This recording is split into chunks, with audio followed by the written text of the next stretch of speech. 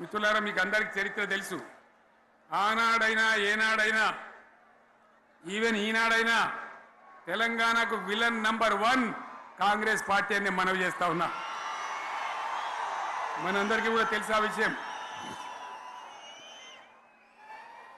Telangana Hyderabad state పేరుతో ఉన్ననాడు ప్రజలు వద్దంటుంటే కూడా ఈ రకంగా మనం ముందు పోవాలి. ఒక్క మాటలను ఉన్నదా? ఇవాళ ఈ ప్రభుత్వం, ఈ కాంగ్రెస్ నయవంచక ప్రభుత్వం సంక్షేమంలో ఫెయిల్, మంచినీళ్ళలో ఫెయిల్, పొలాలకు నీళ్ళు ఇవ్వడంలో సాగునీళ్ళలో ఫెయిల్, కరెంటు సరఫరాలో ఫెయిల్, రైతు బంధులో ఫెయిల్, విత్తనాలు ఎరువులు సరఫరాలో ఫెయిలేనా? ధాన్యం కొనుగోలులో ఫెయిల్, పల్లెలు పట్టణాల అభివృద్ధిలో ఫెయిల్, భూముల ధరలు పెంచడంలో ఫెయిల్. మరి దేంట్లో పాస్ అయిండు? ఎటుపడితే అటు ఒర్రుడు, దేవుళ్ళ మీద ఒట్లు పెట్టుడు, అబద్ధ వాగ్దానాలు చేసుడు,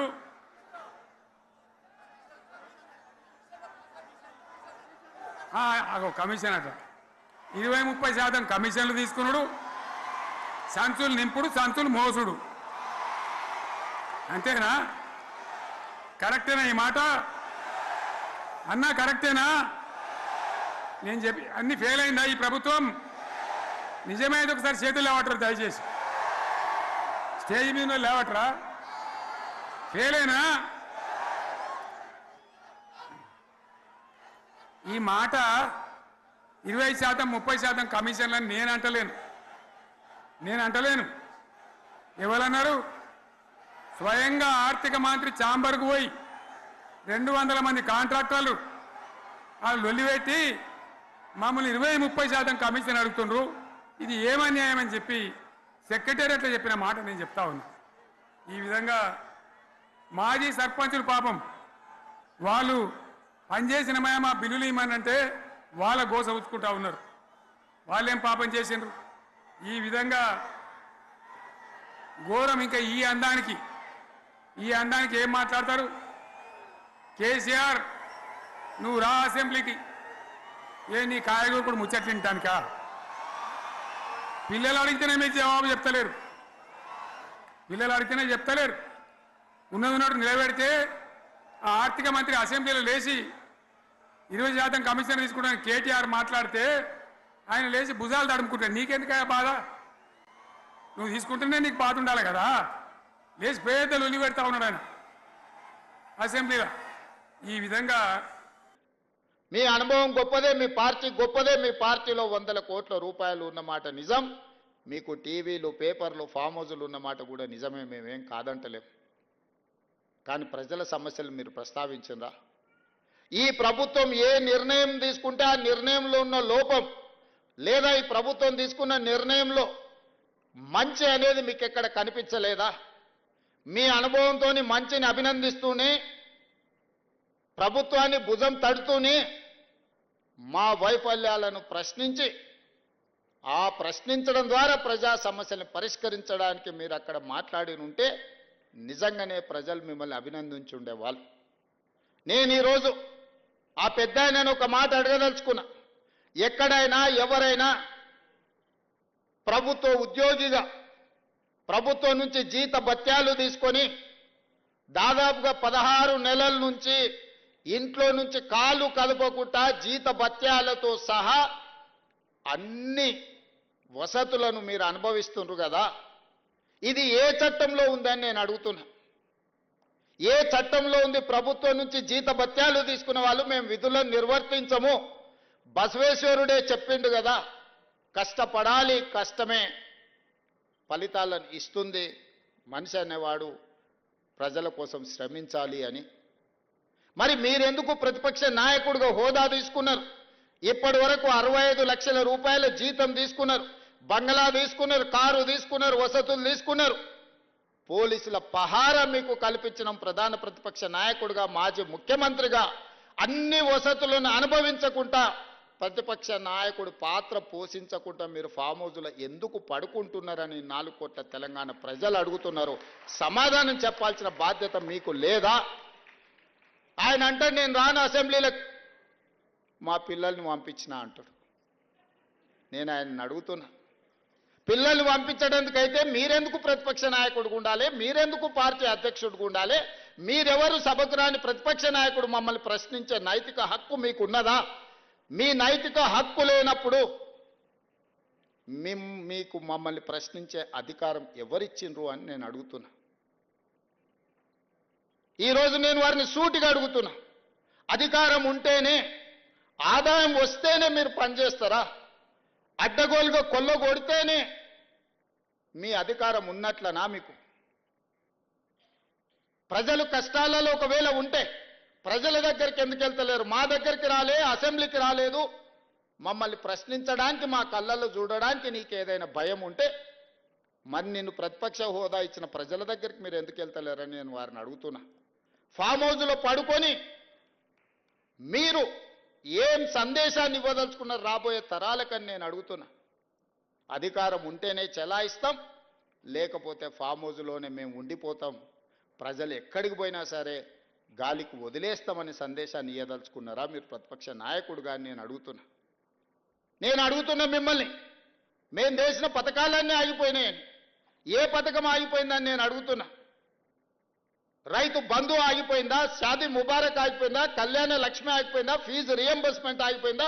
ఆరోగ్యశ్రీ ఆగిపోయిందా? ఉచిత కరెంట్ ఆగిపోయిందా?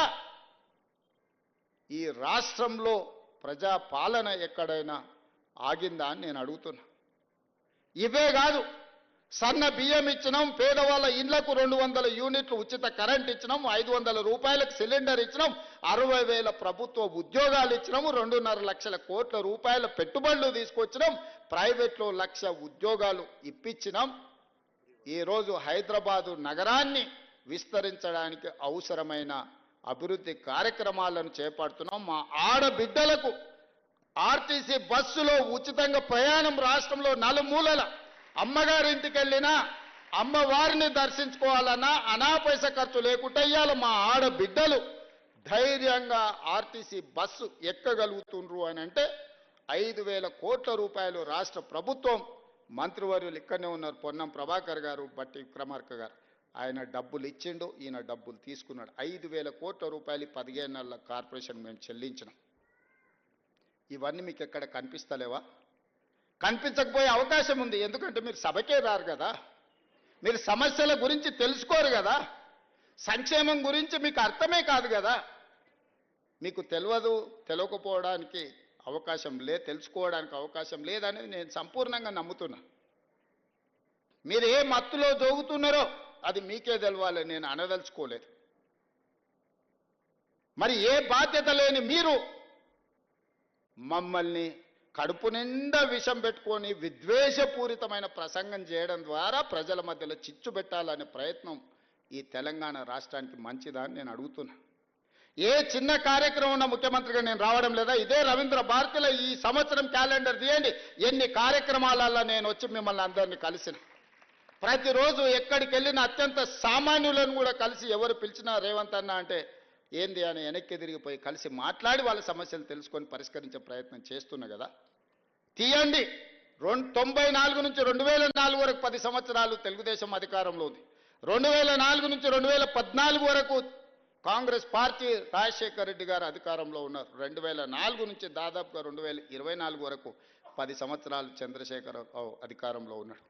2024 నుంచి మేము అధికారంలోకి వచ్చిన ఈరోజు చెప్తున్న మిత్రుల ద్వారా ఫామ్ హౌస్లో ఉన్న పెద్ద ఆయన చెప్తున్న 10 సంవత్సరాలు మేమే పరిపాలన చేస్తాం. 10 సంవత్సరాలు నువ్వు ఫామ్ హౌస్లో ఉంటావు, ఆ తర్వాత శాశ్వతంగా అక్కడనే నీ చరిత్ర సమాధి అయిపోతుంది అని చెప్పి నేను స్పష్టంగా చెప్పదలుచుకున్నా. ప్రజలు విఘ్నులు, ప్రజలకు పరిపాలన తెలుసు. ప్రజలు ఎవరు ఏం చేస్తున్నారో, ఎవరు ఏం మాట్లాడుతున్నారో, ఎవరి ఆలోచన ఎట్లుందో ప్రజలు తెలియనంత అమాయకులా? కొట్లాడి తెచ్చుకున్న తెలంగాణ కోతుల గుంపు కప్పజెప్పినట్టయింది మొదటి 10 సంవత్సరాలు. తాను చెడ్డ కోతి వనమల్ల జడిచే అని నీ కుటుంబం మొత్తం కలిసి ఈ తెలంగాణ మీద పడి దోసుక తిన్న మాట వాస్తవం కాదా? అందుకే ఈరోజు సూటిగా వారికి విజ్ఞప్తి చేస్తున్నా. కాళేశ్వరం మీద చర్చ చేద్దామా? ఉచిత బస్సు ఆడబిడ్డలకు ఇచ్చిన దాని మీద చర్చ చేద్దామా? రైతు రుణమాఫీ మీద చర్చ చేద్దామా? రైతు బంధు మీద చర్చ చేద్దామా? తెలంగాణ ఉద్యమంలో చురుకైన పాత్ర పోషించిన విద్యార్థులు, ఉద్యమకారులు, నిరుద్యోగ యువకుల గురించి మేము ఇచ్చిన 60,000 ఉద్యోగాల మీద శాసనసభలో చర్చ చేద్దామా? లేదా 30 సంవత్సరాల నుంచి ఎంతో మంది ప్రాణాలు వదులుకొని సాధించుకోవాలనుకున్న ఎస్సీ వర్గీకరణ మీద చర్చ చేద్దామా?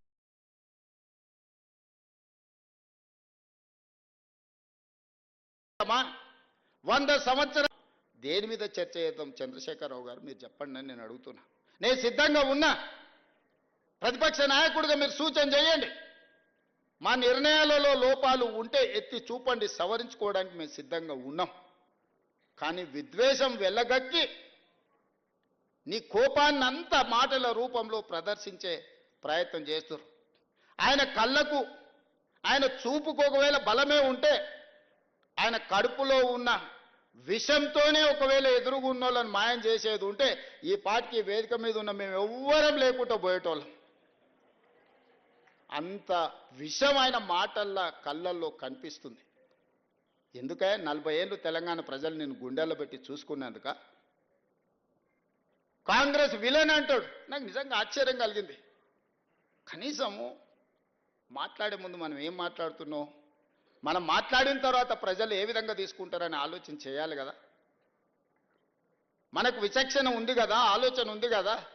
మాట్లాడకంటే ముందు ఏం మాట్లాడాలనో ఆలోచన చేయాలి. మాట్లాడిన తర్వాత ప్రజలేం ఏ విధంగా తీసుకుంటారో కూడా ఆలోచన చేయాలి. మొట్టమొదటి విలన్, తెలంగాణకు విలన్ కాంగ్రెస్ పార్టీ అని ఎంత పెద్ద మాట అది. తెలంగాణ ఇచ్చినందుకు విలన్ అయిందా? మేము తెలంగాణ ఇస్తే 10 ఏళ్ళు నువ్వు తెలంగాణ ముఖ్యమంత్రి అయి దోసుకొని, టీవీలు పెట్టుకొని, పేపర్లు పెట్టుకొని, ఫామ్ హౌజులు కట్టుకొని, ఇంటిల్లి పాది పదవులు అనుభవించి కాంగ్రెస్ ఇచ్చిన తెలంగాణలో నువ్వు లబ్ధి పొందినందుకు కాంగ్రెస్ విలన్ అయిందా? అంటే గింటే ప్రజలనాలే కాంగ్రెస్ని ఏమన్నా, అయ్యా మీరు తెలంగాణ ఇస్తే ఇగో ఆయన గట్ట తయారయ్యిండు, గిట్లా అచ్చోసిన ఆంబోతులు మా మీద ఎందుకు వదిన అని ప్రజలేమన్నా ఆవేదన వెలిపుచ్చారంటే అర్థం ఉంది. కానీ నీకెక్కడిది అర్హత మాట్లాడడానికి? అంటే ఆయన ఆలోచన ఎట్లుందో ఒక్కసారి ఆలోచన చేయండి. ఆగమైందంటుండే. ఏం ఆగమైంది? నీ కుటుంబం ఆగమైందేమో. ఇంకో 10 ఏళ్ళు దోసుకుందాం అన్నది మా అర్థాంతరంగా ఆగిపోతే ఆగమవుతుంది ఖచ్చితంగా. ప్రణాళికలు వేసుకొని ఉండొచ్చు కదా. మంది పిల్లలకు ఉద్యోగాలు ఇవ్వలేదు కానీ మీ ఇంట్లో మీ పిల్లల్ని ప్రజలు ఓడగొడితే మళ్ళీ దొడ్డిదారిన తెచ్చి చట్టసభలలో పెట్టలేదా? ప్రజలు చూస్తలేరా? అందుకే కదా మీ ఉద్యోగాల నుంచి తొలగించింది ప్రజలు మిమ్మల్ని. ఇవన్నీ చూసినాక ఓ పెద్ద మనిషిని ఏదో మాట్లాడుతుంటే చెప్పాడు, 100 ఎలుకలు తిన్న పిల్లి తీర్థయాత్రలకు పోయిందంటే నేను మొత్తం మారిపోయినా అని. వరంగల్ సభ గట్లుంది. చేసిన పాపాలన్నీ చేసి వరంగల్ పోయి నేను కడిగేసుకున్నా అని ఆయన అనుకుంటుండు. కడగలేదు, 101 పాపం కూడా అక్కడ చేసి వచ్చిన స్వామి నువ్వు. ఎందుకంటే కాంగ్రెస్ తెలంగాణకు విలన్ అనడం ద్వారా. కానీ ఒక్కటి మాత్రం నాకు అర్థమైంది, నా పేరు తీసుకొని కూడా ధైర్యం రాలే. మొత్తం ప్రసంగం మీరు గమనించండి, ఎక్కడైనా పేరన్నా తీసుకున్నాడా? మా కాంగ్రెస్ పార్టీ కార్యకర్తల బలం ఏందో దాన్ని బట్టి అర్థమైంది కదా.